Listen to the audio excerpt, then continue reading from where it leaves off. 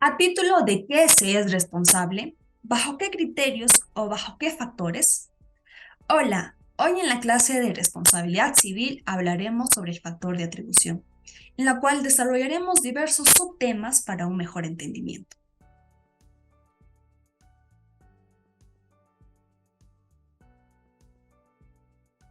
Históricamente se ha dicho que la culpa es uno de los elementos de la responsabilidad extracontractual, la cual ésta tenía relación con los daños.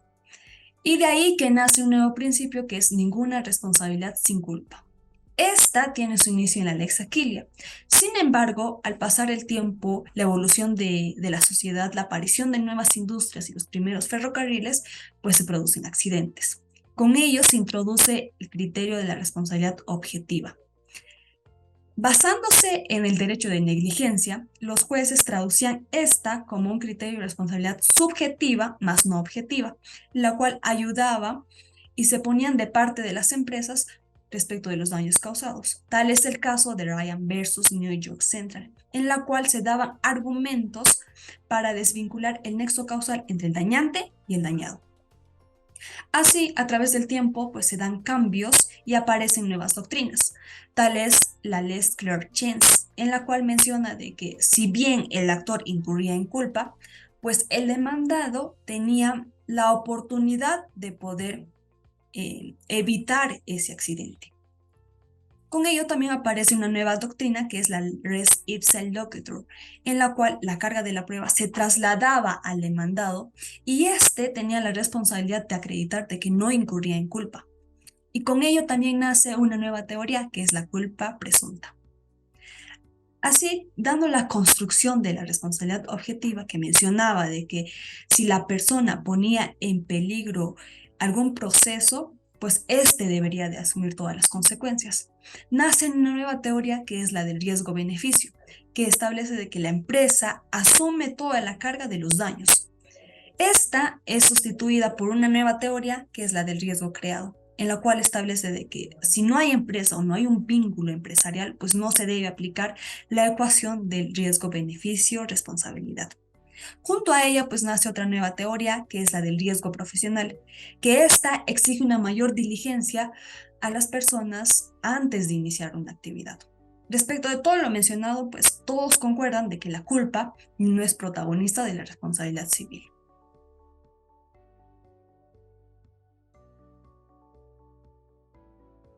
De acuerdo a la doctrina italiana, pues establece ciertas condiciones para reducir los costos en los accidentes, tal como pueden verlo en las diapositivas.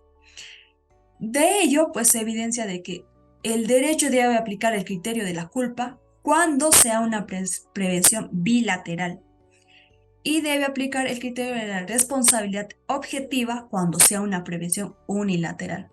Respecto de estos criterios, pues para poder validarlos, lo que mencionan los teóricos es de que se debe contrastar forzosamente con la realidad. Los factores de atribución subjetiva, culpa y dolo. La culpa, la culpa es entendida como la ruptura o contravención de un estándar de conducta, o también viene a ser aquella violación de una regla de conducta, también viene a ser aquella omisión de un comportamiento debido. Esta se divide en 7. Culpa objetiva. Es la culpa por violación de leyes, es decir, el ordenamiento determina ciertos parámetros de comportamiento y la gente los transgrede. Cabe recalcar, no hay que confundir la culpa objetiva con la responsabilidad objetiva. Culpa subjetiva. Es aquella que se basa en las características personales de la gente. Además, este tipo de culpa engloba lo que es la imprudencia y la negligencia. Culpa omisiva. Para que exista culpa omisiva, previamente debe existir una norma que obligue el actuar de manera determinada. Así, al incumplir esta norma, el agente o la persona va a generar la culpa omisiva. Esto lo podemos englobar en lo que es el actuar del buen samaritano. Luego tenemos la culpa grave. Cuando se habla de culpa grave, pues nos referimos a que no se empleó el debido cuidado en la labor que se está ejecutando. Luego tenemos la culpa leve, el cual tiene respaldo en el artículo 1320, el cual nos dice: quien omita aquella diligencia ordinaria exigida por la naturaleza de obligación que corresponde a las circunstancias de las personas, ya sea lugar o tiempo. Luego tenemos la culpa levísima. Es cuando no se usa la diligencia propia de las personas juiciosas, prudentes y cautas. Luego tenemos la culpa profesional o técnica. Esta culpa es aquella que incurre una persona en ejercicio de una profesión o de una carrera técnica. Esto a falta de los deberes específicos que su carrera le impone o que su profesión le impone. Luego tenemos el dolo. El dolo viene a ser aquella manifestación de voluntad de la gente para causar daño. Esto lo tenemos en el artículo 1328 del Código Civil. Pero en materia penal tenemos dos divisiones: el dolo directo y el dolo eventual.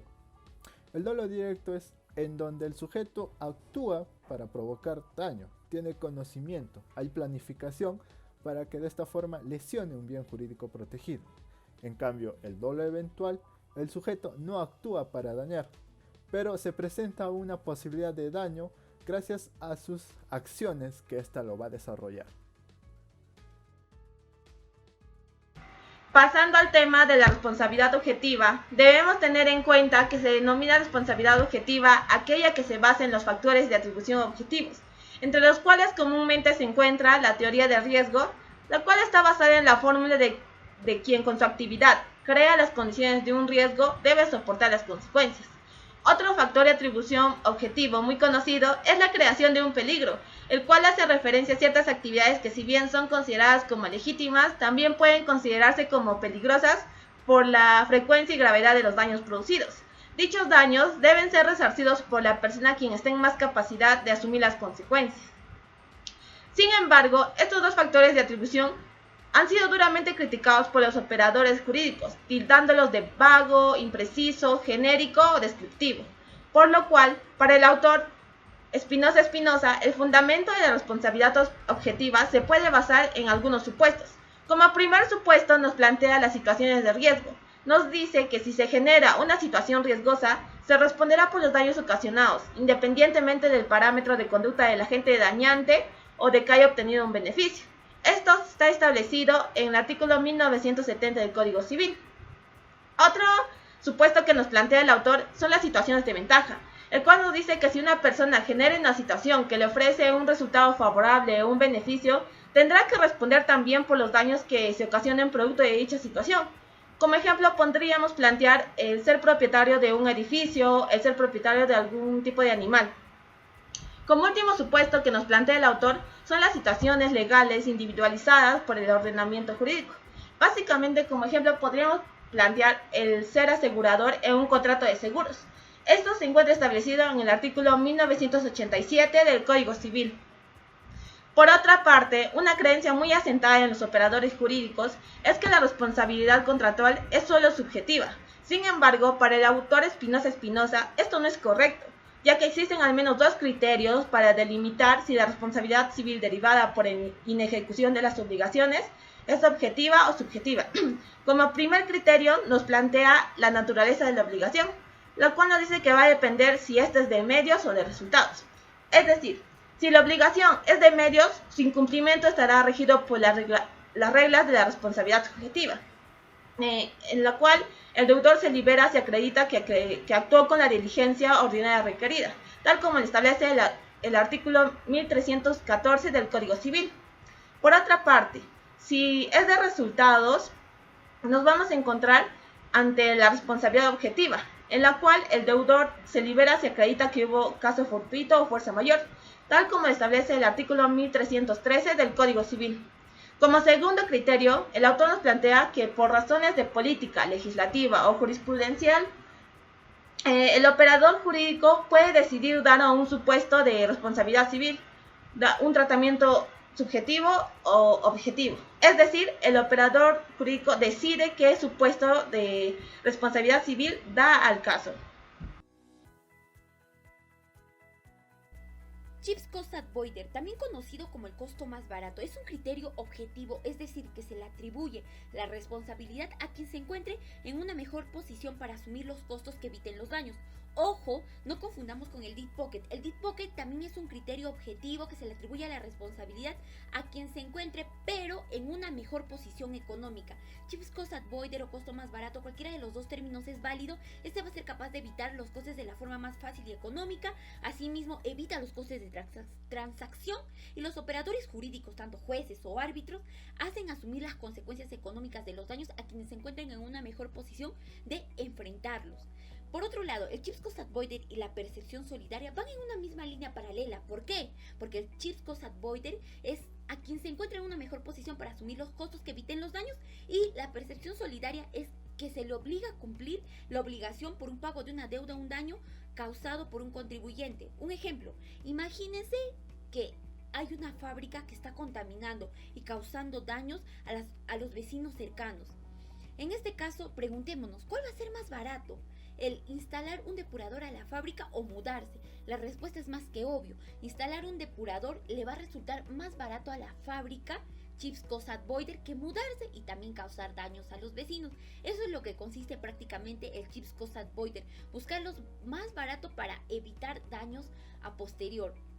Por otro lado, explicaremos el abuso del derecho. Cuando hablamos de abuso del derecho, este es un principio jurídico derivado del principio de buena fe. La buena fe son las actuaciones de los particulares que lo hacen de manera honesta, pero el abuso del derecho, ¿qué no permite? Esta no va a admitir o permitir el ejercicio irregular de un derecho que lesione legítimos intereses. Cuando hablamos de legítimos intereses, esta es la condición que yo como persona voy a reunir de un interés personal sobre una situación jurídica. El abuso del derecho se divide en dos, que primero es la responsabilidad civil, que cuando nos habla cuando se produce un daño y puede ser asimilado como un factor de atribución de la responsabilidad civil, o ineficacia, que cuando se interpone una pretensión de procesal abusiva.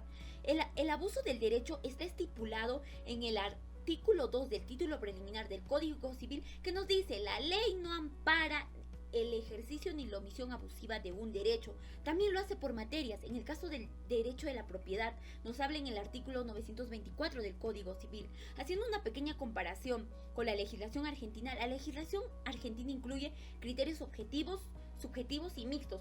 Cuando hablamos de los criterios objetivos, esto habla con un fin de perjudicar. Los subjetivos nos dice que es contrario a su institución, y los mixtos es que conjuga ambas ideas para definir el abuso.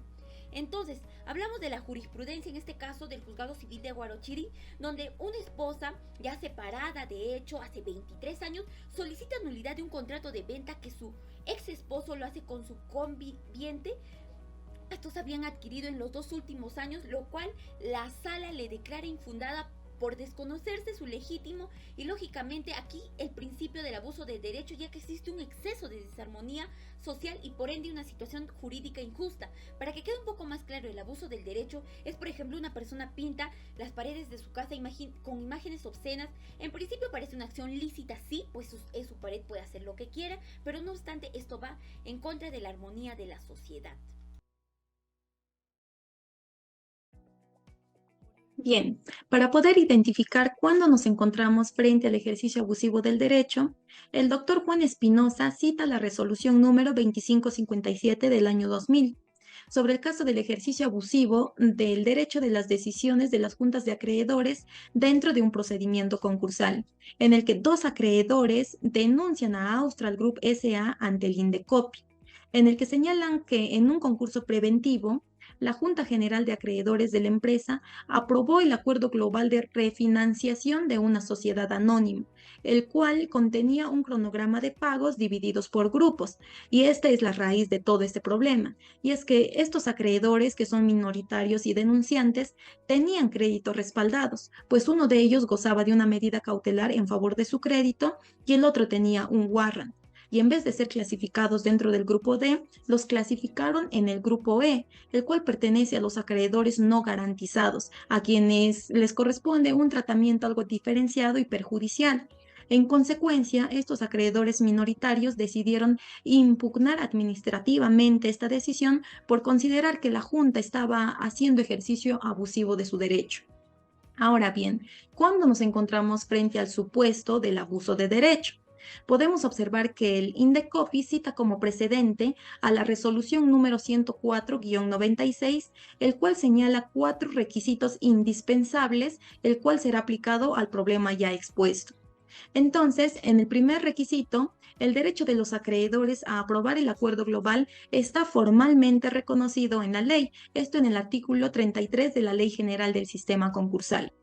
Ahora, respecto al segundo requisito, se considera que el acto causa perjuicio a un interés, esto evidenciado en la disminución de categoría de estos deudores perjudicados al quedar clasificados en un grupo que les da menores oportunidades y ventajas.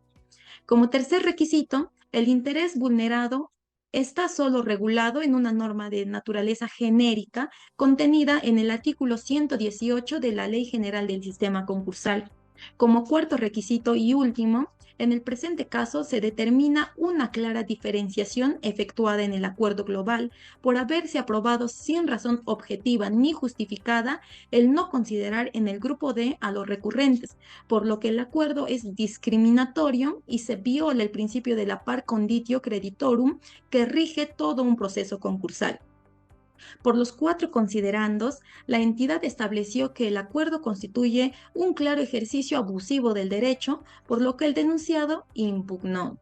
Y ya en segunda instancia, la Sala de Defensa del INDECOPI, mediante resolución número 0469 del año 2000, confirmó la decisión de primera instancia por considerar que la Junta incluyó desventajosamente a estos 2 acreedores a un grupo que correspondía solo para aquellos que no contaban con garantías, pero estos sí contaban con estas garantías. En atención a estas 2 resoluciones, la Junta de Acreedores debió reunirse nuevamente a efectos de adecuar estos acuerdos adoptados. En la actualidad aún existe cierta confusión entre el término abuso de derecho y abuso de posesión de dominio. Para ello, Espinosa refiere que habrá abuso de posesión de dominio por el ejercicio abusivo del poder que tienen en el mercado. En cambio, el abuso de derecho va a valer para que el operador jurídico logre una correcta y justa administración de justicia. Pero en este punto nos preguntamos a qué se refiere con posesión de dominio y cuál es este abuso. Para ello, la norma previamente señalada en la diapositiva señala que un agente económico goza de posesión de dominio cuando éste tenga la posibilidad de restringir, afectar o distorsionar en forma sustancial las condiciones de oferta al mercado. Es aquí en el momento que va a surgir una reparación, por lo cual, según mandato, vemos que la Comisión de Defensa de Libre Competencia sería el órgano competente. En segunda instancia tendríamos a la Sala de Defensa o el INDECOPI, y recién al haber agotado previamente esta vía administrativa, podríamos recurrir al Poder Judicial. Ello ocurre diferente cuando se trata de abuso de derecho, ya que el Poder Judicial sería el órgano competente para poder declararlo. En base a lo anteriormente señalado, vemos una pequeña diferencia entre responsabilidad civil, que va a ser de un carácter reparador, y claramente la responsabilidad administrativa, que va a ser un carácter sancionador. Esto implica el por qué necesitamos agotar la vía administrativa, ya que vamos a necesitar un previo pronunciamiento sobre la antijuricidad de la conducta, lo cual recién al recurrirse podemos ir al Poder Judicial a reclamar el resarcimiento de los daños y perjuicios previamente ocasionados. Para poder desarrollar el siguiente tema, es importante hacernos la siguiente pregunta. ¿Qué es lo que pasa cuando una persona incapaz que no pueda manifestar su voluntad ocasiona un daño y la víctima obtendrá alguna reparación civil? Bajo este lineamiento comprendemos a la equidad como un valor de justicia en base al artículo 1977, el cual considera que va a ser un factor de atribución objetiva. Este artículo también nos va a referir 2 cuestiones muy importantes. Una en base al tiempo, ya que la normativa nos señala que el juez va a tener en cuenta que la situación económica de las partes considerando una indemnización equitativa. En este punto, Espinosa nos refiere que eso debe darse al momento de la liquidación de la indemnización, más no al momento de haberse provocado el daño, ya que imaginemos que un menor de edad, supongamos que José Luis daña a una persona Y, pero al momento de la sentencia, José Luis ya sea mayor de edad, tenga un trabajo estable, por lo cual le permite pagar dicha indemnización. ¿Ello no sería más favorable para la víctima? El siguiente punto es en base a las personas de apoyo, ya que el artículo 1976 nos mencionaba que la persona que cuenta con apoyo es responsable por sus decisiones. Para ello entendemos que las personas con discapacidad que no puedan manifestar su voluntad también van a contar con este apoyo, siendo así que la equidad en base a una interpretación sistemática debe comprender que la víctima no puede quedar desprotegida, siendo así que se debe emplear a la equidad en el artículo 1977, es decir, que no se debe limitar ello al cargo del autor directo, que vendría a ser la persona con discapacidad, sino a la persona de apoyo. A manera de conclusión, hemos establecido 8 criterios muy importantes. 1. La responsabilidad de riesgo lícito tiene 2 funciones. 2. La culpa es el descuido de las personas en su vida diaria, lo cual va a terminar afectando a un tercero. Asimismo, el dolo es la manifestación de la voluntad por parte de la gente para lesionar un bien jurídico protegido. 3. El fundamento de la responsabilidad objetiva se puede basar en otros supuestos, que son situaciones de riesgo, situaciones de ventaja y situaciones legales. 4. Se le atribuye la responsabilidad a quien se encuentre en una mejor posición para asumir así los costos que eviten el daño. 5. El abuso del derecho es un principio jurídico ligado al principio de la buena fe. 6. El principio jurídico del abuso del derecho debe reunir 4 características reflejadas en la resolución previamente señalada. 7. El abuso de derecho también debe ser entendido como aquel instrumento del cual se vale el operador jurídico para lograr una correcta y justa administración de justicia. 8. En base a una interpretación sistemática debe comprenderse que la víctima no puede quedar desprotegida, siendo así que se debe emplear la equidad en el artículo 1977. Gracias.